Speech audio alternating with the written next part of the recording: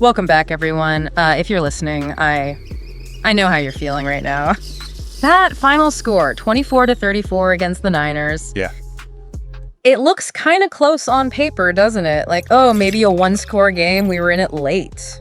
Right, but if you actually watched the film, if you sat through that game, it wasn't really that close. It felt pretty much out of reach way before the end. Exactly. That 2-7 record, it stings. It really does. It's painful. But look, our job here isn't just to complain, right? Yeah. Is to dig into what we saw, pull out the hard truths from the film. Find out where things went wrong. Yeah. And what needs fixing, like now. Exactly. Where the edge is getting thinner. Right. The film definitely confirms the pain, but, and this is a big but, we cannot let all that frustration just completely overshadow the one single most important positive we have right now. Which is? The growth of Jaxson Dart. It's undeniable. It's exponential. I mean, that kid is the light in this fog right now. He really is. You see flashes, real flashes. Oh. So, okay, our mission today. Let's break down that defensive total collapse. Ugh, God. Then let's get into the good stuff, the Dart report. Celebrate what we're seeing there. Yes, absolutely. And then, well, we got to talk about some of those coaching decisions. Yeah. Right? The moments that really shaped how that game flowed and maybe held us back. Okay, sounds like a plan. So 3 big things. That defensive revolving door against the run. Oh, yeah. The positives on offense, especially Dart. And yeah, the coaching math, the decisions that maybe kept us chasing 2 scores for way too long. Let's rip the Band-Aid off first. The defense, it was just a nightmare. The great unplugging, as you put it. It's almost hard to believe statistically. I mean, the 49ers came into this game ranked, 30th in rushing offense? Like bottom 3 in the league? Dead last, practically. And they put up, around 160 yards rushing against us? That's humiliating. Strategically, mathematically, any way you slice it. It points to something fundamentally broken, Yeah. Not just one guy missing a tackle here or there. Yeah. It's structural. When you watch the film, those running lanes between the tackles, they weren't just open. Yeah. They were like automatic doors swinging wide open at the mall. Whoosh. Automatic security gates, yeah.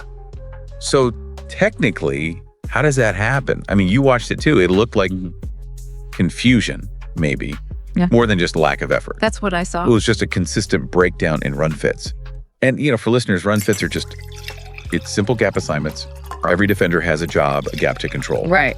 So if the defensive end is supposed to hold the C gap, the linebacker hits the B gap, but maybe they both end up crashing the A gap. Boom. Catastrophe. Total collapse. Oh. And when that happens, the cutback lane, where the running back cuts back against the grain, it becomes a highway. Like you said, a 4-lane highway, just easy yards. And the worst part, maybe the most demoralizing part, was that sequence late in the game.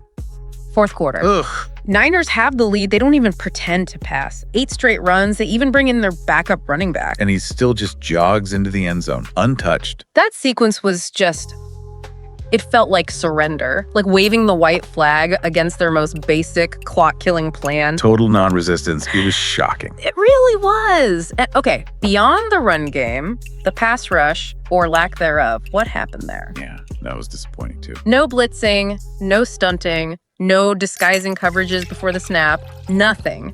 If you want to make the QB even think for half a second. We did the opposite. Yeah. We made him comfortable, made him wink, like you said. Yeah, and that ties right into the coverage problems, doesn't it? When there's no pressure. Exactly. You give up so much free access off the line. Easy releases. Playing with that soft cushion, 10 yards off. It's just inviting those quick in-breaking routes, easy pitch and catch. All day long. And the one mistake, okay, maybe more than one, but the one that's just unforgivable, Christian McCaffrey. Oh, boy. 2 major coverage busts on him. The one guy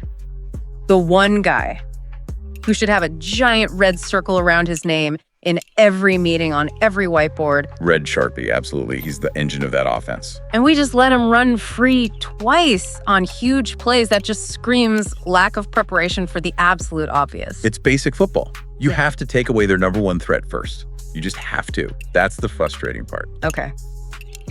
Deep breath. Let's turn the page. Because the offense, that's where we find some hope, right? Let's get into the Dart report. Because honestly, I am thrilled with what we're seeing from Jaxson Dart. Yeah, the numbers are exciting. They really are. And they show real progress week over week. What was it, 24 of 33? 191 yards, 2 passing TDs. And importantly, using his legs. 8 carries, 56 yards, and a rushing TD too. Yeah. That's a QB taking charge. Those are real quarterback numbers. And we've got to make the distinction here between real progress and, garbage time stats padding. Absolutely crucial. That 8-minute drive in the third quarter, the one that cut the lead back to 10 points. Yeah, I remember that one. That wasn't garbage time. That was like graduate level quarterbacking right there. Situational poise, making the right throws quickly, commanding a huddle when the pressure was on, that was real. Totally agree. That drive felt different. But, okay, while we're praising the poise, let's zoom in on one, maybe small, area for improvement. His efficiency on some of the short stuff. What'd you see? The flat routes, the screens. Mm-hmm. A bunch of those throws were just a little behind the receiver, consistently behind the frame. Okay, so forcing the receiver to slow down, turn back, instead of catching it in stride and getting those extra yards after catch. Exactly. Steals valuable YAC. It's maybe a small mechanical thing, a nitpick even, but making those quick passes efficient is huge for keeping drives alive. Good point. Need to clean that up. Okay, receivers. Slayton had some catches, some yards. He did, but that drop, that dime dart, threw for a touchdown in the second quarter. Oh, man. That hurt. That's a killer. Not just momentum in the game, but that's got to be a confidence hit for Darius heading into next week, Got to make that play. Absolutely have to. But on the flip side, Wan'Dale Robinson. Yes. 9 catches. Just pure fight on every single one. That guy is like a bowling ball with Wi-Fi. He just bounces off people. Love his effort. High energy, high effort, constantly churning. You love to see it. And just as important, maybe even more so for Dart right now, the O-line. Shockingly stable, right? Shockingly stable is the perfect phrase. Only 1 sack charged to them in that game. That's huge for a young quarterback. It's not just protecting his body, it's protecting his head, his confidence, letting him feel comfortable back there. Setting him up for success. That's what good line play does. They did their job. Okay, but then there's the running back situation. This makes 0 sense to me. Devin Singletary gets 8 touches. Right. More than Tyrone Tracy, who only got 5 touches, even though Tracy started the game. And Tracy clearly has the juice, the explosiveness we need. Yeah, that's definitely quirky. You file that under, Yeah. Why are you limiting the touches for the guy who can actually break one, especially early? Makes no sense. We got to talk about that in the fix-it plan. Definitely. All right, segment 3, coaching choices. Special teams math. This is where things kind of went off the rails and stayed there. Yep, crunch time decisions. The big one, mid-third quarter. We're down 20-7, 4th and goal from the 4-yard line. And we kick the field goal. Make it 20-10. Yeah, that's the one everyone's talking about. And it brings up that whole debate, right? Aggression versus that. Analytics versus gut feel, maybe. Well, think about it. You kick the field goal, okay, you get 3 points, guaranteed. But it's still a 2-score game, right? Yeah. 20-10. Right. Now, given how badly the defense was getting run over, what were the odds we were going to stop them enough times to score twice while they only scored once, maybe? Pretty low, I'd say. Okay, but wait. Devil's advocate here. If we go for it on 4th down and don't get it, now it's still 27. They get the ball. Maybe they score again. It's 27-7. Isn't kicking the field goal the safer play to stay within 2 scores? Safer? Maybe. But does it actually help you win the game more often? Probably not in that spot. You need to change the game script. You need variance. Meaning Going for it, getting the touchdown. Yeah. That makes it 2014, a 6-point game. That forces the Niners to think about passing. It takes them out of their comfortable run, clock-killing mode. So by kicking it, we basically gave them permission to keep doing exactly what was killing us. Bleed the clock, run the ball.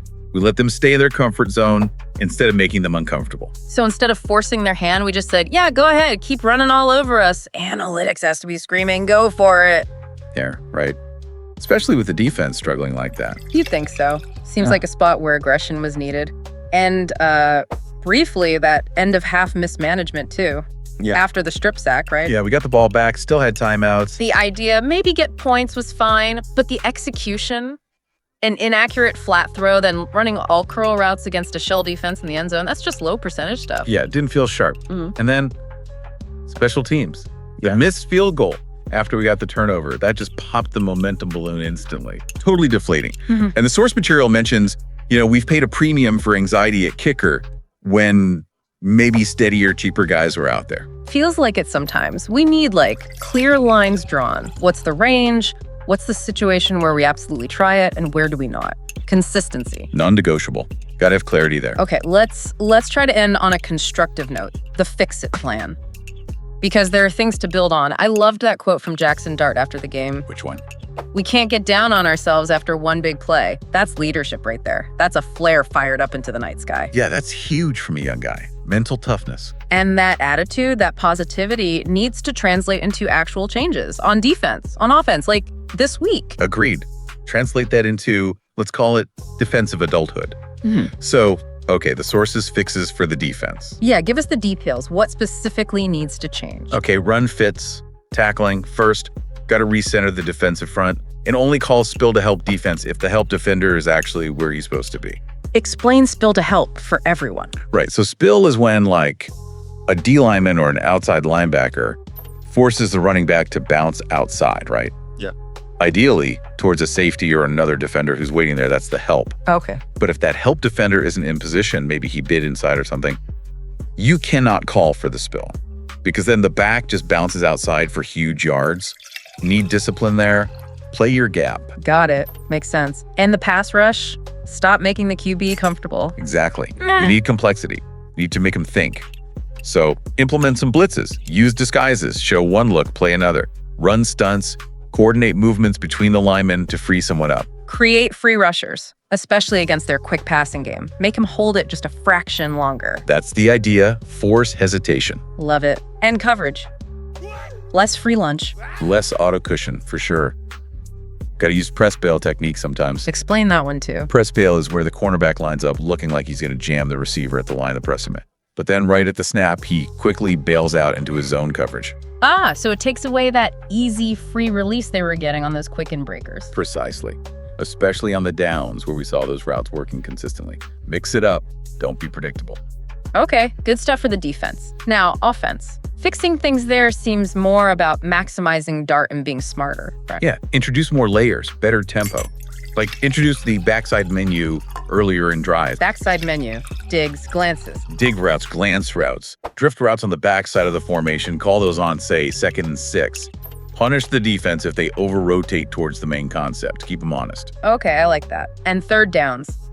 Please, can we stop throwing short of the sticks? By rule, we need layered concepts on third downs. Don't just run everything to the marker. Or hired, meaning different depths. Exactly.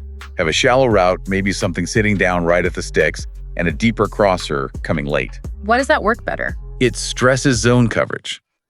Makes defenders choose. Do they rally up to the short route, or do they sink back with the deeper stuff? It stops them from just squatting right at the first down marker. Makes them defend the whole field vertically. Makes sense. Smart. And okay, let's get back to the running backs. That split was weird. Needs to end. Needs clarity. Absolutely. The source suggests maybe scripting the first few series specifically for Tyrone Tracy. Let him test the edges early. See if he can pop one. Use his judo. Right.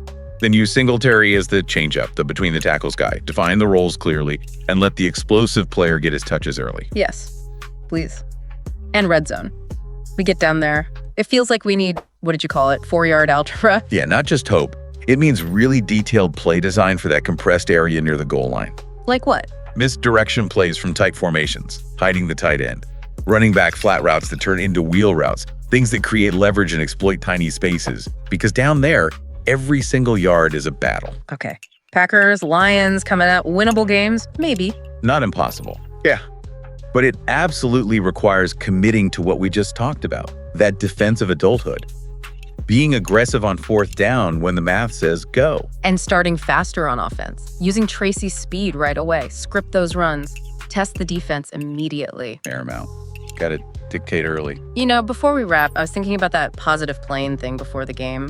The community support, wishing well during that health scare. Classy move by the organization. Really was. Shows good character off the field. And it makes you think, right? How do you connect that kind of off-field commitment, that support, to what happens on the field? That's the question, isn't it? How does that translate into defensive commitment, making the tough run fit every single time? Or having the coaching courage on fourth down to make the call that actually increases your chance to win, even if it feels risky.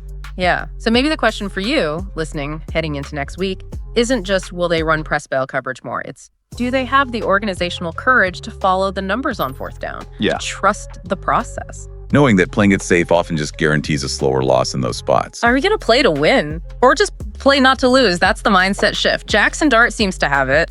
Now, the rest of the team, the coaches, everyone, they got to follow. Just wanted to say a massive thank you for tuning in to Big Blue Tea.